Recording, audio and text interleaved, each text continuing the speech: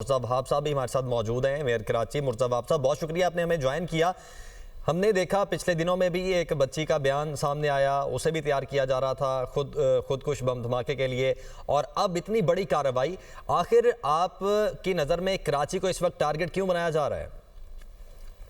जी बहुत शुक्रिया। सबसे पहले तो मैं अपने कानून नाफिज करने वाले इदारों को खिराज तहसीन पेश करना चाहूँगा और बहैसियत शहरी के उनका शुक्रिया भी अदा करना चाहूँगा कि उनकी काविशों से, उनकी मेहनत से हम एक महफूज एनवायरनमेंट में रह पाते हैं। उन्होंने बड़ा कदम किया और एक फिर कराची शहर को बचाया। देखें, मैं ये समझता हूँ कि एक टारगेटेड एफर्ट है पाकिस्तान को डिस्टेबलाइज करने की। लोगों को खुशी नहीं होती इस बात से कि पाकिस्तान जो है उसके अंदर स्टेबिलिटी चाहिए है, उसके मामलात बेहतरी की तरफ जा रहे हैं। तो नेचुरली जो साजिशी अनासर हैं वो इस चीज से जुड़ा है और वो बार बार कोशिश यही करते हैं कि किस तरीके से वो इन चीजों को आगे लेकर चले जिसमें पाकिस्तान को डिस्टेबलाइज कर सके। तो इसके अंदर कानून नाफिज करने वाले हमारी हुकूमत तो सबके अपना किरदार अदा कर रहे हैं, लेकिन ये जो सबसे इम्पोर्टेंट चीज है कि एक नैरेटिव जो बिल्ड किया जाता है उसके लिए हमारे मीडिया को और सोशल मीडिया को भी अपना बड़ा मुतहर्रिक किरदार अदा करना है। ये जो बार बार मायूसी बेची जाती है, लोगों को बताया जाता है नेगेटिव चीजें, हमें अपने पॉजिटिव एटीट्यूड के साथ, पॉजिटिव नैरेटिव के साथ उन चीजों को न्यूट्रलाइज करना है ताकि कोई इम्प्रेशनेबल माइंड जो है उसके ऊपर और साजिशी अनासिर हैं ये हावी ना हो सकें। तो की जिम्मेदारी सियासी कारकुन, मीडिया, सबके, और इंशाअल्लाह इस तरीके से प्रोएक्टिवली हम काम करते रहेंगे ताकि एहसास तहफ़्फ़ुज़ जो है वो सारी कौम के पास रहे और हम पाकिस्तान को मजबूत और मुस्तहकम कर सकें।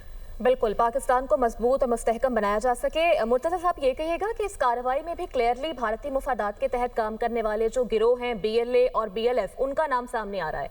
तो भारत तो अपने ओछे हथकंडों से बाज नहीं आ रहा। आप क्या समझते हैं कि पाकिस्तान को इस मामले को किस तरह से मजीद आलमी सतह पर हाईलाइट करना चाहिए?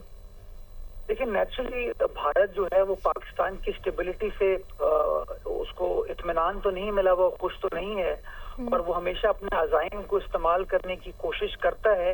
माजी में भी इस तरह के शवाहिद मिले जब बुशन हमें नजर आया बलूचिस्तान में और हमारे अगेन वाले इदारों ने कार्रवाई करते हुए उसको हिरासत में लिया।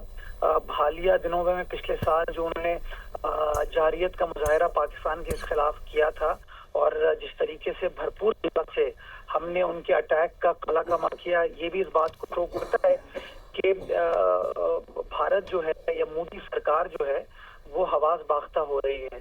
तो नेचुरली वो इस तरह के हथकंडे मैनिपुलेट करने की कोशिश करेंगे, लेकिन हम सबको बहैसियत कौम अपनी जिम्मेदारी का मुजाहरा करने की जरूरत है कि जो भी साजिश करे उस साजिश को हमें खुद बेनकाब करना है, साथ मिलकर अपने नैरेटिव को आगे लेकर चलना है और अपनी हुकूमत को, अपनी रियासत को ये मैसेज कन्वे करना है कि इन तमाम ऊंचे हथकंडों को बैनुल-अक़वामी सतह पर इंटरनेशनल कोर्ट ऑफ जस्टिस हो, अक़वाम मुत्तहिदा हो, उसमें भरपूर तरीके से भारतीय जो साजिश है उसको बेनकाब भी करें और जो कानूनी चाराजोई हो सकती है उनके खिलाफ बैनुल-अक़वामी क़वानीन के तहत कोर्ट जाए।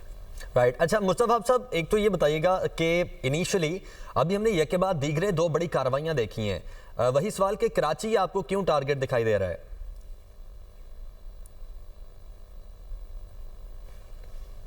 मुर्तज़ा वहाब साहब, आप सुन पा रहे हैं? आप हमारे साथ मौजूद हैं? गालिबन मुर्तज़ा वहाब साहब हमारे साथ मौजूद नहीं हैं। तो जनाब, ये इंटेलिजेंस इदारों की जानिब से, कानून नाफिज करने वाले इदारों की जानिब से एक इंतहाई बड़ा और कामयाब ऑपरेशन किया गया है जिसमें दहशतगर्दी के एक इंतहाई ख़तरनाक मनसूबे को बर वक्त कार्रवाई के ज़रिए नाकाम बनाया गया है।